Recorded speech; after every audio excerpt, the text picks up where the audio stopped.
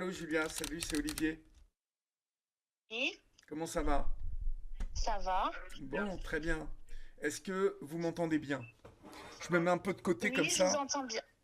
Tout le monde peut vous entendre et puis m'entendre aussi. D'accord, très bien. Alors par contre, ce que je vous conseille, c'est de baisser le volume de votre chaîne Twitch parce qu'en fait, ça résonne, je m'entends. D'accord. D'accord? Tranquille. Xavier Laura, je passe pas souvent à la télé. Je passe à partir de mercredi 28. Voilà. Et je vais bien, Dania, merci beaucoup. Je vais bien. C'est très gentil. Hop là. Donc, maintenant, on va écouter Julia. Euh, on devait avoir Est-ce que vous Julia hier m'entendez? soir. Et nous, on t'entend très bien, Julia. On se tutoie, hein, ça te va? D'accord, pas de souci. Du coup, je voulais parler un petit peu de mon parcours professionnel par rapport à la protection de l'enfance, par rapport à ce que vous parliez d'hier. Oui. Et après, essentiellement, si ça vous va, je vais parler en fait de ce que je vis actuellement dans une autre, une autre métier, c'est-à-dire que je travaille avec des SDF et plus particulièrement avec des Avec des femmes. femmes. Oui. Voilà. D'accord. Alors, bah, Donc du coup, si tu veux, on parle d'abord de tout ce qu'on a évoqué hier soir euh, avec. Alors, hier soir, en fait, j'ai toujours avec Sarah. On a parlé de l'ASE. Bon, tu as entendu, tout à fait. bien Ouais. évidemment, qu'on faisait allusion à tous ces réseaux de prostitution qui ont été évoqués dans Mhm. Envoyé spécial, C'est des ça. problématiques autour de l'ASE, de la souffrance aussi, hein, des éducateurs et des éducatrices qui travaillent à l'ASE et qui se sentent, Mhm. qui ne se sentent pas soutenus, accompagnés par leur direction. Toi qui as travaillé à l'ASE, qu'est-ce que tu peux nous en Alors, dire? moi, en fait, je travaille dans des foyers de l'enfance. Alors, j'ai travaillé 20 ans avec des enfants et des adolescents. Et en fait, ce que je peux en dire, c'est que je voulais rebondir plutôt sur le fait des métiers en fait dans la protection de l'enfance et particulièrement par rapport aux professions. On disait toujours que on est mal formé ou peu formé. Alors oui, effectivement, par manque de moyens, etc. Je vois l'évolution en fait dans mon parcours professionnel où Mhm.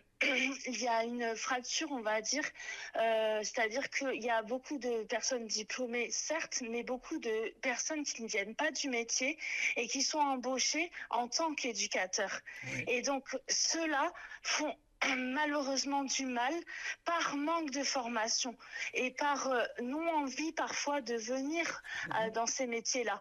Parce que pour moi, c'est une vocation en fait, mais ça ne me Complètement, regarde que complètement, moi. complètement. Non, mais C'est que tu as ma vision raison. des choses. Tu as raison de parler de vocation parce que c'est de l'humain. Et je pense vraiment que pour aujourd'hui faire ce type de travail, il faut Mhm, aimer. Bah, bon, pour la ZEU, il faut aimer les jeunes c'est ça. et c'est de l'humain. Mhm, Et c'est une vocation comme les infirmières, comme les médecins, euh, c'est ça. comme bah, les militaires. Comme, en tout cas, il faut vraiment avoir une envie de s'occuper de l'autre. Euh, Comment tu expliques que la ZEU, aujourd'hui, embauche des gens qui ne sont pas diplômés? Par en fait délaissement de certains établissements, des personnes qui sont diplômées et aussi par rapport, je trouve, par rapport aux horaires dans la profession, il y en a qui effectivement maintenant à l'heure d'aujourd'hui, j'ai vu moi l'évolution où parfois quand on faisait par exemple une journée de 12 heures et qu'il y avait des jeunes en crise ou il y avait des jeunes qui n'allaient pas bien, Oui, nous on comptait pas nos heures, tant pis, on restait, on calmait les choses et on avait une certaine solidarité. Et maintenant, quelque part, c'est aussi, et c'est pas un mal pour un bien, hein, parce qu'on a le droit aussi d'avoir une vie privée, et heureusement. Mais si tu veux, quelque part, on voit l'heure et bah tant pis. Si les gens sont en galère, moi je pars par exemple. Ouais. Enfin, il y a beaucoup de personnes qui gèrent les choses comme ça. Et c'est vrai que la solidarité entre les professionnels, parfois, ça fait défaut, en fait. D'accord. Et c'est ce qui. Et moi, je voulais aussi rebondir sur le fait que, au niveau des diplômés, c'est pas forcément la panacée, le diplôme ne fait pas tout en fait, parce que dans la formation d'éduc, moi j'ai une expérience de 20 ans dans la protection de l'enfance. On a des jeunes cabossés, on a des jeunes qui ont vécu des violences extrêmes, des abus, et on n'est pas formé à se prendre la vérité en pleine face en Oui, fait oui, de ce qu'ils ont pu vivre. On n'est pas psychologue à la base. Et on est là pour gérer un groupe, on est là pour gérer la vie quotidienne par exemple, des enfants, puisque pour ma part, j'ai plus travaillé avec des enfants et des adolescents. oui, Et, euh, et j'ai eu une écoute bienveillante, j'ai eu une attention parce que c'était ma personnalité. bien C'est pas sûr, mon diplôme qui me bien, l'a apporté ça. bien sûr. C'est ma personnalité qui a fait que j'étais au devant d'écoute bienveillante et d'écoute qui n'était pas passive. Donc du coup, j'ai récolté effectivement des dénonciations d'abus, et qui a été une violence extrême pour moi au départ, parce que les enfants, c'est pas comme les adultes, en fait, ils décrivent des jeux sexuels, Oui, ils décrivent des attitudes que eux se disent, ben oui, j'ai joué avec, par exemple, pour imager, j'ai joué avec papy et mamie. Mais en fait, nous, en tant qu'adultes, on sait ce que c'est et que c'est pas un jeu, en fait. Et en tant que professionnel, on n'est pas, on va dire, préparé à ça, en oui, fait. oui. Et donc, du coup, on n'a pas forcément la réponse juste à certains moments. Mhm. Parce que, par négligence, pas par négligence, pardon, parce que c'est un mot fort, mais par, on va dire, méconnaissance plutôt, on peut faire mal, en fait. Mhm. Et moi, j'ai une expérience de ça en tant que professionnelle où, heureusement que j'avais déjà, en fait, des expériences antérieures, que j'ai pu avoir la parole libre et l'écoute bienveillante auprès des enfants. Mes collègues, ils m'ont dit, bah, heureusement que c'est tombé sur toi, quoi. Mais Je l'ai pas demandé, en fait. tu as bossé combien de temps à l'ASE? 20 ans, 20 ans, 20 ans. oui. Et Mm. pourquoi tu en es parti? Alors, c'est aussi pour ça que je voulais en dire, rebondir par rapport à hier. Oui, C'est que malheureusement, les dernières années m'ont abîmée parce que psychologiquement parlant, c'est très compliqué de prendre comme ça la souffrance des enfants et des adolescents. mhm. Et aussi le management au niveau de la hiérarchie, au niveau des équipes, il y a eu des choses qui ont été assez compliquées à gérer. Et donc, du coup, je me suis plus sentie soutenue. Et par exemple, quand il y a des jeunes diplômés ou non diplômés qui sont arrivés dans l'équipe, il n'y avait pas cette cohérence d'équipe et je me retrouvais plus en fait dans ce travail-là. Et j'ai vécu aussi de l'harcèlement auprès d'une chef de service et j'en suis arrivée à commencer un burn-out, mais je m'en suis rendu compte et je me suis mis en arrêt. Ouais, Voilà. tu t'es retrouvé finalement dans une équipe inexpérimentée avec toi, Mhm, une expérience quand même de plusieurs années. c'est Euh, ça. mais j'ai l'impression que plus ça va et plus à l'ASE, mais il y a cette disparité entre des gens comme toi qui ont commencé il y a 20 ans, Mhm, 15 ans, 10 ans, avec un diplôme. T'as raison de dire que le diplôme ne fait pas tout parce que tout à fait. comme tu as parlé de vocation au début de ton intervention, Julia, euh, Mhm, c'est vraiment ça qui compte dans ces métiers. Je pense que il y a des gens qui ne sont pas diplômés aujourd'hui, qui travaillent à l'ASE et qui sont aussi efficaces que des gens qui sont diplômés. Euh, tout à fait. pour faire ce métier, il faut vraiment avoir envie de s'occuper des gosses qui ont des problèmes. Moi, Mhm, je vais te raconter un truc. Euh, mhm, il y a il y a 17 ans de ça. Euh, Juste avant Dans les yeux d'Olivier, en fait, j'ai passé 2 ans sur France 4 et j'ai été faire un docu dans un centre d'éducation fermée. Mhm. Euh, et dans ce centre d'éducation fermée, il y avait à peu près une trentaine de mômes. C'était c'était à Thonois, près de Nancy.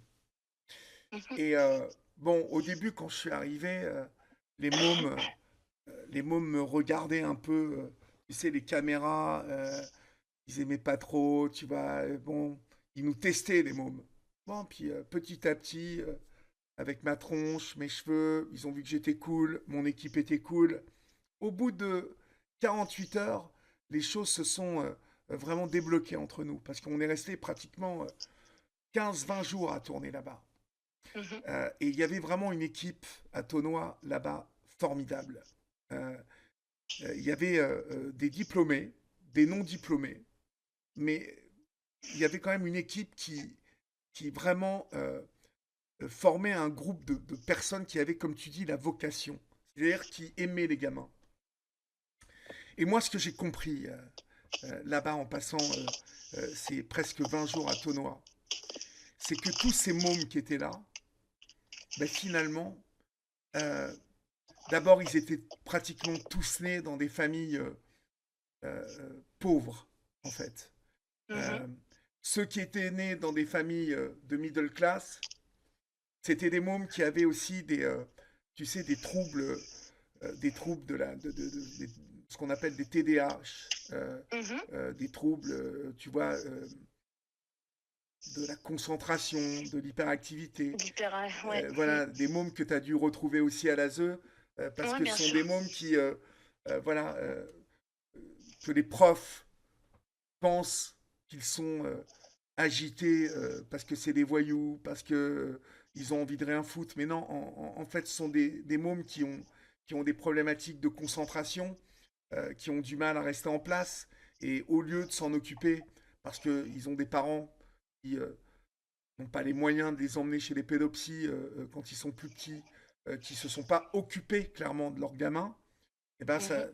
on retrouve tous ces gamins-là dans des centres d'éducation fermés ou des centres d'éducation ouverts comme ça, parce que ce sont des mômes dont on ne s'est pas occupé, en fait. Euh, et, et donc, du coup, à la ZE, je pense que tu as eu aussi affaire à pas mal de gamins comme ça dont les parents avaient démissionné. Mhm. Donc, c'est, c'est, aujourd'hui, si ça ne marche pas, la ZE, c'est parce qu'il faudrait beaucoup plus d'argent d'investi. Je ne sais pas ce que tu en penses, hein, mais quand tu as quitté la ZE, est-ce que tu pensais que ça allait se délabrer autant que ça? J'ai vu cette avant et après. et, euh, parfois des mises en danger d'enfants, des choses comme ça. Et moi, je voulais pas être spectatrice de ça en fait. Et ça me mettait hors de moi et je me disais, à mon échelon toute seule, je pourrais pas faire grand chose. Et c'est ce qui m'animait pour me dire, qu'est-ce que je fais? Est-ce que moi, je sauve me sauve moi psychiquement, Mhm. ou est-ce que j'essaye de faire bouger les choses, mais à comment faire? Et en même temps, bah, je descendais au niveau psychiquement, j'étais à bout en fait à certains moments. Mhm. Et c'est comme ça que je me suis rendu compte que il fallait que ça s'arrête en Que ça fait, s'arrête, ouais. pour moi en tout Mhm. cas. Ouais. Que c'était trop en fait, Tu, mais tu, c'était tu... des internats, hein. D'accord. C'était donc les horaires aussi on fait que voilà, parce que effectivement c'est vrai que ben quand on a la vocation et qu'on a envie euh, d'aider, de pouvoir faire les choses, et comme on dit des fois ne pas compter d'heures, etc. Moi je me suis venue à appeler encore des enfants ou des ados qui étaient en fugue. J'ai commencé à vu, j'ai eu des années où il y a eu l'effet de mode. Alors c'est horrible à dire comme ça, mais ça a été comme ça un peu quand on parlait des tournantes dans les caves, Ouais, des choses comme ça. Alors c'est horrible de dire comme que c'était un effet de mode, mais c'est un peu ça parce qu'on n'en parle pas forcément, mais ça continue. On, il faut pas se leurrer, hein. Et ben quand c'est toujours pareil, quand on connaît pas forcément les personnes ou les enfants, ben on se dit oh là là les pauvres et ben voilà. Mais quand on est touché nous de plein fouet, quand on crée une relation, quand on essaye d'apaiser les jeunes filles ou les jeunes hommes, hein, parce que c'était des deux sexes, ouais, et qui se retrouvent dans des histoires pareilles, je peux vous dire que des fois, on rentre pas sereinement à notre domicile, on bien va sûr, dire. bien sûr, bien sûr. Voilà. Et donc ça, c'est pareil. C'est soit vous dites, voilà, on ferme la porte et on verra ça demain, soit on s'inquiète un minimum pour les jeunes qui sont dehors et qui se font agresser, etc. Mhm, Le mhm. temps qu'on les retrouve, quoi. Enfin, globalement, en tout cas, le reportage qu'on a vu sur Envoyé spécial l'autre jour euh, était Oui, je vraiment l'ai vu, moi. très Mm, inquiétant. J'ai trouvé ça c'est ça. super inquiétant pour ces mômes, parce qu'on a l'impression que tu as des gamines là, qui sont livrées à elles-mêmes, livrées à des réseaux, et que enfin, qu'il n'y a aucune protection exercée par l'ASE. Et Alors la protection, en fait, c'est aussi ça ce que je voulais rebondir par rapport à hier, en ouais, disant qu'effectivement, nous, on parle des prostitutions de jeunes filles. Moi, j'ai eu le cas d'une jeune fille hein, qui avait 12 ans, habillée autrement, elle en fait 17-18, et on se cache derrière ça. Non, en fait, elle a 12 ans. Sauf que on l'a manipulée psychiquement et mentalement pour adhérer à une jeune fille de 17 ans qui offre son corps, quoi. Donc c'est pas la même chose en fait. Et moi je l'ai vu aussi revenir au foyer et dormir avec un doudou, quoi. Alors qu'on savait que il y avait des choses très graves qui se passaient quand elle était en fugue ou quand elle n'était pas là. Et en fait, malheureusement, il y a plusieurs groupes d'enfants et les jeunes, s'ils veulent sortir, effectivement, ils peuvent trouver le moyen de sortir. Et c'est des proxénètes qui sont devant les foyers, ça j'y crois et on l'a vécu, où ils les attendent à une rue ou même devant le ouais, foyer bien sûr, et on ne bien peut sûr, rien faire. bien sûr. C'est mis à part avoir créer une relation de confiance et d'écoute, de faire comprendre que c'est pas normal ce qu'elles vivent. Mais de l'autre côté, on lui offre tout ce qu'elle veut matériellement. Et donc, c'est une forme de Père Noël, entre guillemets. Ouais. Et du coup, on a quoi, nous, derrière? Ah oui, mais tu sais, t'abîmes ton corps, machin. Ben, on n'est rien, en fait, dans notre discours, parce qu'il faut se rappeler que c'est des adolescents. Ouais, ce sont Et des voilà, adolescents et le goût surtout, du vous n'avez... risque, le goût d'essayer, le goût de... ouais, Voilà, mais et ça en puis fait partie du surtout, développement, malheureusement. ouais, surtout ce que je crois avoir compris aussi le soir où j'ai regardé ce reportage que je ne savais pas, euh, euh, c'est que vous n'avez pas le droit de les retenir dans le foyer. Non, Vous n'avez pas le non, droit, vous n'avez pas la non, loi pour ça. c'est Euh, ça. et ça, Ça s'appelle une séquestration à personne parce que ouais, elle est pas condamnée à être internée ou en, exactement. en, en foyer fermé parce qu'elle a été délinquante ou quoi que ce soit. Elle est victime et Elle est du coup, placée, elle est placée. elle est placée et victime de prostitution. Ouais, elle est placée, et donc tu as raison de dire qu'elle n'est pas détenue. C'est À ça, l'ASE, les enfants sont placés, ils ne sont c'est pas ça.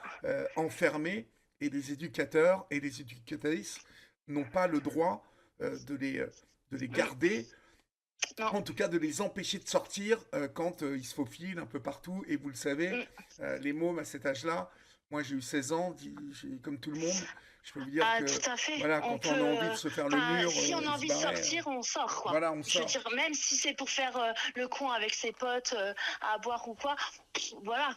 Si on a envie de sortir d'une maison, d'un appartement, on y arrive. Exactement. On y arrive. Et Donc, moi, ce que j'ai trouvé hyper intéressant dans Envoyé spécial, euh, c'est que on voyait aussi le désarroi des éducateurs et des éducatrices. On Mhm, voyait mhm. vraiment, tu vois, que Bah, elles étaient au bout.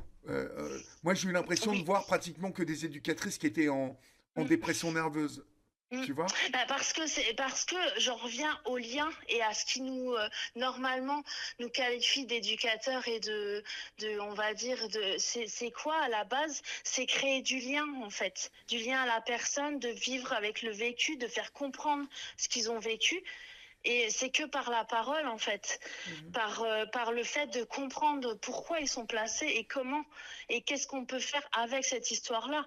Donc, quelque part, on est obligé de tisser du lien avec Bien sûr, bien ces sûr, jeunes. bien Donc, sûr. si vous créez du lien comme si, par exemple, c'était un ami ou quelqu'un de cher et que vous savez que tous les soirs, elle va se mettre en danger ou vous la retrouverez pas le lendemain, Ouais, bah, humainement parlant, si vous avez une conscience professionnelle ou si vous avez humainement parlant un peu d'éthique ou un peu de savoir-être et de savoir-faire en tant qu'éduc, ben ouais, ça fait mal en fait. bien sûr que ça fait mal. Et plus les mois passent, plus les années passent, ben on se prend ça en fait comme un sac à dos.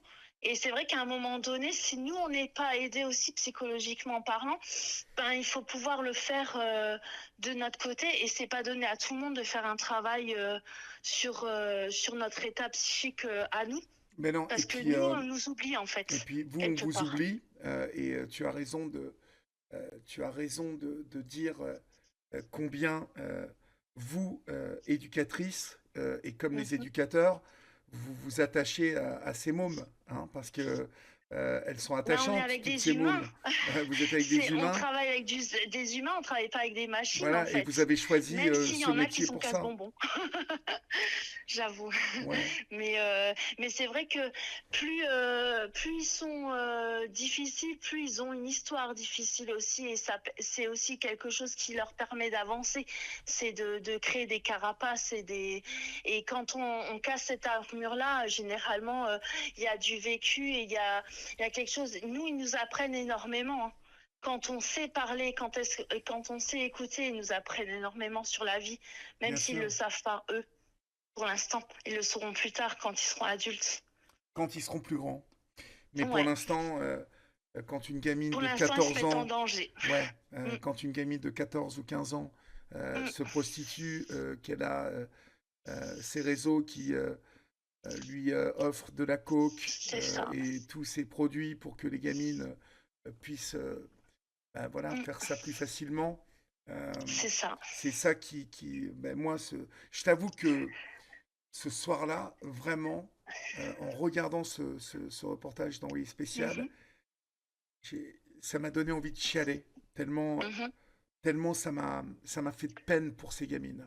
Euh, et je me dis, mais les parents, là, bien évidemment, il y a une démission des parents parce que tu sens des gamines qui sont déjà, en plus, très, très mûres, très matures. Mais Mhm, ces gamines, et on va venir au deuxième sujet pour lequel mhm. tu nous as appelé ce soir, Julia. Tout à fait. Euh, Ces gamines, malheureusement, euh, quand elles sortent de l'ASE à 18 ans, elles sont larguées dans la nature. Et qu'est-ce qu'elles font ensuite? Ben, elles continuent ce qu'elles ont commencé quand elles étaient mineures. Euh, Est-ce que aujourd'hui, parce que tu fais quoi comme boulot aujourd'hui? Alors aujourd'hui, depuis 2 ans, je travaille dans une équipe mobile qui rattache les personnes sans domicile fixe, hommes et femmes, aux soins en général. D'accord? Donc ça va être la santé mentale, ça peut être la santé physique, les deux, et surtout les réfractaires aux soins. Donc je travaille en binôme avec un infirmier et maintenant bientôt en trinôme avec une psychologue. D'accord. Et tu es Voilà. dans quelle région, en fait? Toi, tu es à Paris? En Moselle, En Moselle, d'accord. oui. Et, Et tu nous parlais des femmes dans la rue. Il y a beaucoup de femmes dans la oui, rue en Moselle? alors il y en a, je peux pas évaluer parce que ce que je disais un petit peu dans mon texte que je vous ai envoyé, c'est que nous, on voit une disparité de prise en charge entre les hommes et les femmes. Oui, C'est-à-dire que les femmes, donc il y a un réseau de prostitution, etc. Parce que elles vendent aussi leur corps pour avoir ne serait-ce que de quoi dormir. Ouais, parfois. ouais, Le fait qu'ils sont complètement en désarroi parce que bien souvent elles ont des enfants et qui sont placés. Donc, du coup, c'est pas envisageable pour l'aide sociale à l'enfance de garder du lien ou en tout cas de les remaintenir dans la famille parce qu'elles sont à la rue. Donc, c'est tout ce cheminement-là. Et en fait, je parle de disparité entre les hommes et les femmes parce que les hommes, pour la plupart, pourraient être en demande de soins particuliers et si on maintient un peu de confiance avec eux, ils vont nous dire ce qu'ils peuvent avoir comme besoin ouais, en santé ou ouais. psychologique. Alors que les femmes, et c'est pour ça que je voulais rebondir sur ça, c'est que moi je trouve que c'est beaucoup plus compliqué de tisser du lien, mais sur la durée. On peut discuter avec les femmes, mais c'est pas pour autant qu'on les prendra en charge. C'est deux choses différentes. Et du coup, je remarque aussi que les femmes, elles ont leur réseau, leur souteneur souvent. Elles s'attachent à des hommes assez violents Oui, ou des proxénètes pour avoir une paix, on va dire, dans le monde de la rue, parce que c'est très compliqué pour elles, plus que pour les hommes, bien que les hommes se font aussi agresser et vandaliser, voler, enfin voilà. Et moi, c'était mon interrogation, c'est ce qui est le compliqué à l'heure actuelle, c'est que quand je tisse du lien, malgré tout, avec certaines, oui. euh, quand j'ai une demande, je dois être, on va dire, réactive, on va dire assez rapidement, parce qu'elles vont être fuyantes et je vais plus les revoir pendant quelques temps, voire quelques mois. Ah ouais, carrément, Et ouais, ouais. voilà. Et donc c'est un peu cette frustration de me dire ah ça y est, elle a une demande particulière, je sais pas, au niveau gynéco, au niveau voilà, et en fait elles ne passeront pas quand même c'est pas pour autant qu'elles vont passer la porte d'un médecin ou d'un hôpital Mais par dis-moi, exemple. elles ont quel âge en moyenne les femmes dont tu t'occupes comme ça dans la rue? Alors on va dire en moyenne une quarantaine d'années. Une quarantaine d'années, d'accord. Ouais. Et ce sont des Et ça peut jeunes, être jeunes. des plus vieilles, plus âgées, on va dire. D'accord. Mais c'est parce que c'est des parcours de vie où elles vont être hébergées à certains moments dans leur parcours. Elles sont pas complètement dans la rue et pas du tout par choix. En tout cas, Mhm, celles que mhm. moi je côtoie.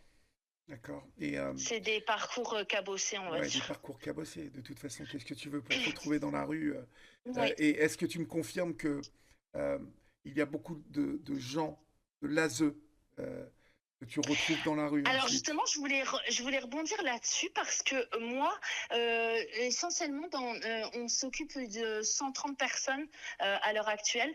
Et en fait, nous, c'est plutôt un parcours migratoire et des personnes qui viennent d'autres pays, malgré qu'ils ne soient pas forcément en guerre ou des choses comme ça, Oui, et des polytraumatisés pour diverses raisons, mais pas forcément des personnes de l'ASE. Il y en a d'accord, certains, d'accord.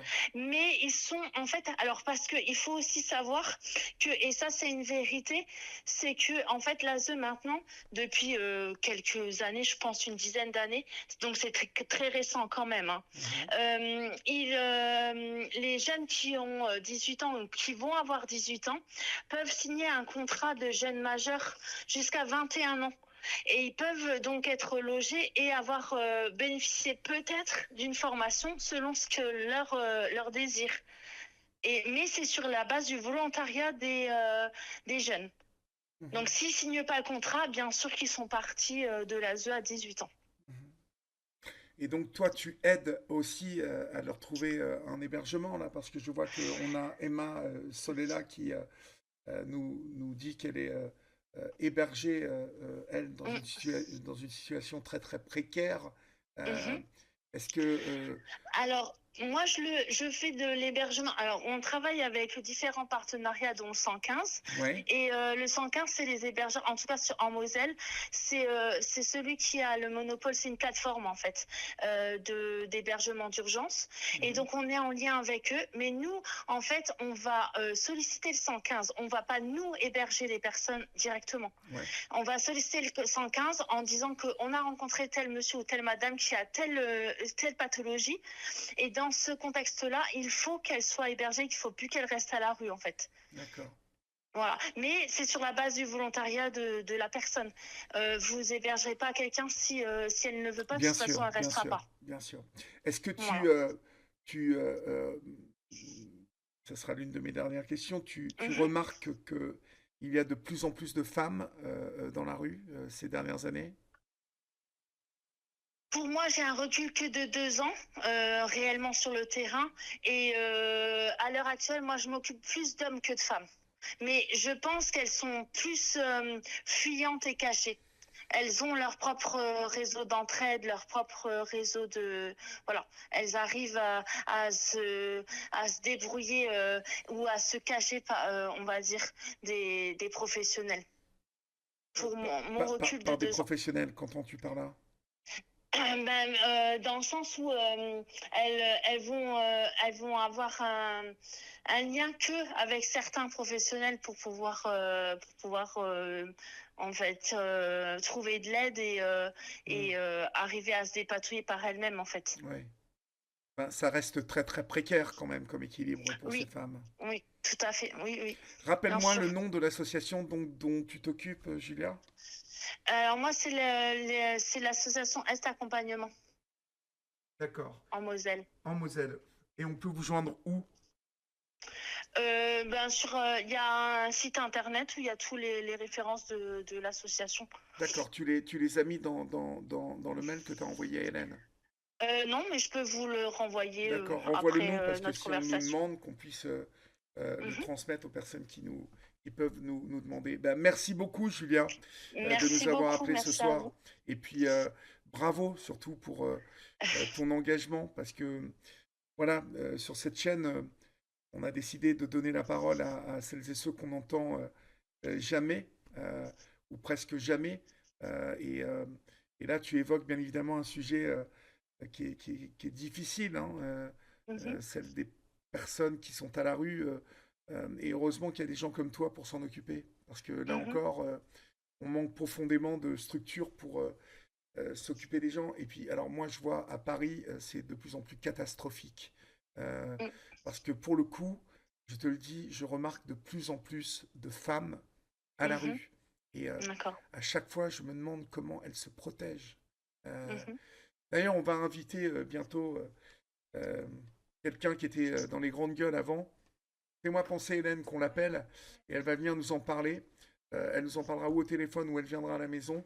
Mais elle s'occupe, elle a été à la rue elle-même. Elle a été dans une mhm. tente au moins pendant 2, 3 ans.